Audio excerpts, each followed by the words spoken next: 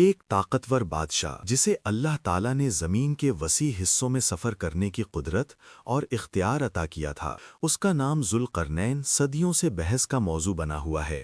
کیا اس کا مطلب دو زمانوں کا مالک ہے، یا دو سینگوں والا بادشاہ، یا پھر اس سے مراد اس کی سلطنت کے دو کنارے یعنی مشرق اور مغرب ہیں؟ حقیقت یہ ہے کہ خود یہ نام بھی ایک راز ہے جو اس کی عظمت اور داستانی حیثیت میں مزید اضافہ کرتا ہے۔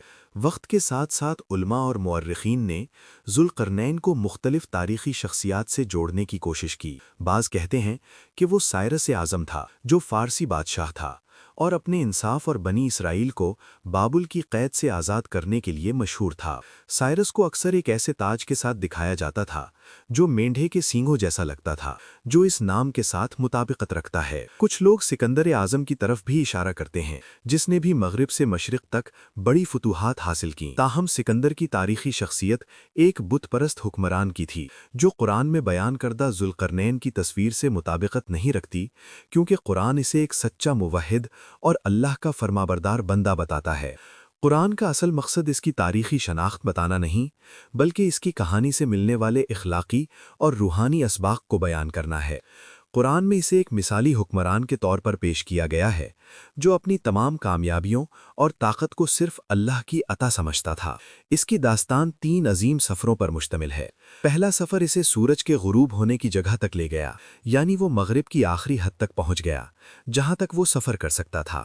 وہاں قرآن کہتا ہے کہ اس نے سورج کو ایک گدلے پانی کے چشمے میں غروب ہوتے دیکھا۔ یہ کوئی سائنسی بیان نہیں، بلکہ ایک طاقتور شاعرانہ منظر ہے، جیسے کوئی شخص وسیع ساحل پر کھڑا ہو کر سورج کو افق کے نیچے سمندر میں ڈوبتے دیکھ رہا ہو۔ وہاں اسے ایک قوم ملی۔ اللہ نے اسے اختیار دیا کہ چاہے تو انہیں سزا دے یا ان کے ساتھ نرمی کرے۔ ذوالقرنین کا جواب اس کی پوری حکمرانی کے معیار کو ظاہر کرتا ہے۔ اس نے کہا کہ جو لوگ ظلم کریں گے انہیں دنیا میں سزا دی جائے گی اور پھر وہ اپنے رب کے سامنے بھی جواب دہ ہوں گے، لیکن جو ایمان لائیں گے اور نیک اعمال کریں گے انہیں بہترین اجر دیا جائے گا اور ان کے ساتھ آسانی اور عزت کا برتاؤ کیا جائے گا۔ یہ اس کی غیر متزلزل انصاف پسندی کو ظاہر کرتا ہے۔ اس کے بعد ذوالقرنین اپنے دوسرے سفر پر روانہ ہوا، اس بار مشرق کی طرف جہاں سورج طلوع ہوتا ہے۔ وہاں اس نے ایک ایسی قوم کو دیکھا جو بہت سادہ اور ابتدائی زندگی گزار رہی تھی اور ان کے پاس سورج کی سخت دھوپ سے بچنے کے لیے کوئی پناہ گاہ نہیں تھی۔ قرآن کی بیان کردہ تفصیل مختصر ہے، لیکن یہ ایک سادہ اور شاید کم ترقی یافتہ تہذیب کی تصویر پیش کرتی ہے۔ یہاں بھی ذوالقرنین نے مشاہدہ کیا اور آگے بڑھ گیا، اس راستے پر چلتے ہوئے جو اللہ نے اس کے لیے مقرر کیا تھا۔ اس نے نہ انہیں فتح کرنے کی کوشش کی، نہ ہی ان کی زندگی بدلنے کی، وہ صرف گزر گیا۔ یہ مختلف تہذیبوں کے ساتھ اس کی حکمت اور سمجھداری کو ظاہر کرتا ہے۔ وہ کوئی نو آبادیاتی فاتح نہیں تھا، بلکہ ایک مسافر اور اللہ کا بندہ تھا جو انسانیت کو اس کی مختلف شکلوں میں دیکھ رہا تھا۔ پھر اس کا تیسرا اور سب سے مشہور سفر آیا۔ یہ سفر اسے 2 عظیم پہاڑوں کے درمیان ایک مقام تک لے گیا۔ وہاں اسے ایک ایسی قوم ملی جو اس کی زبان کو مشکل سے سمجھ سکتی تھی۔ وہ لوگ 2 تباہ کن قبیلوں یاجوج اور ماجوج کے خوف میں زندگی گزار رہے تھے۔ یہ قبائل پہاڑوں سے اتر کر شدید فساد اور تباہی پھیلا دیتے تھے۔ وہ ان کی زمینوں کو لوٹ لیتے، فصلیں تباہ کر دیتے اور ہر جگہ افراتفری پھیلا دیتے۔ حفاظت کے لیے بے بس ہو کر اس قوم نے ذوالقرنین سے درخواست کی، اے ذوالقرنین، بے شک یاجوج اور ماجوج زمین میں بڑا فساد پھیلاتے ہیں، کیا ہم آپ کو کچھ مال دیں تاکہ آپ ہمارے اور ان کے درمیان ایک دیوار بنا دیں؟ وہ اپنی ساری دولت دینے کے لیے تیار تھے، بس انہیں حفاظت مل جائے۔ لیکن ذوالقرنین کا جواب حیران کن تھا۔ اسے ان کے مال یا خراج میں کوئی دلچسپی نہیں تھی۔ اس نے کہا، جو کچھ میرے رب نے مجھے دیا ہے وہ تمہارے خراج سے بہتر ہے۔ تم صرف اپنی طاقت سے میری مدد کرو، میں تمہارے اور ان کے درمیان ایک مضبوط دیوار بنا دوں گا۔ اس نے ان کی رقم لینے سے انکار کر دیا اور اس کام کے لیے ان کی محنت طلب کی۔ یہ دراصل انہیں خود مضبوط بنانے کا سبق تھا۔ اس نے ان کا مسئلہ صرف خود حل نہیں کیا، بلکہ اس کے حل میں انہیں شریک کیا۔ پھر اس نے ایک شاندار انجینئرنگ منصوبہ پیش کیا۔ اس نے حکم دیا، میرے پاس لوہے کے بڑے بڑے ٹکڑے لاؤ۔ انہوں نے مل کر لوہے کے بلاکس جمع کیے جب تک کہ دونوں پہاڑوں کے درمیان خلا نہ بھر گیا۔ پھر اس نے کہا، اپنی بھٹیوں سے اسے پھونکو۔ انہوں نے لوہے کو اتنا گرم کیا کہ وہ سرخ انگارے کی طرح دہکنے لگا۔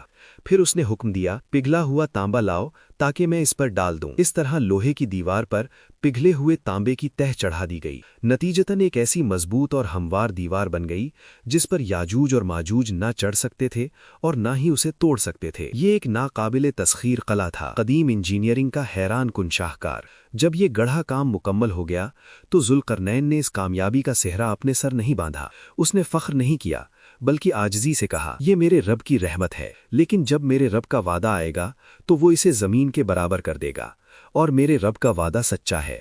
ये इसकी कहानी का सबसे ताकतवर पैगाम है। वो जानता था कि ये अजीम दीवार भी हमेशा नहीं रहेगी, क़यामत के दिन अल्लाह इसे मिट्टी में मिला देगा। ये हमें याद दिलाता है कि दुनिया की बड़ी से बड़ी कामयाबियां भी आर्जी हैं, असल ताकत और इख्तियार सिर्फ अल्लाह के पास है। इस्लामी अकीदे के मुताबिक याजूज और माजूज की दीवार का टूटना क़यामत की बड़ी निशानियों में से है। जब ये दीवार टूटेगी तो याजूज और माजूज दोबारा ज़मीन पर फैल जाएंगे और क़यामत से पहले बड़ा फसाद बर्पा करेंगे।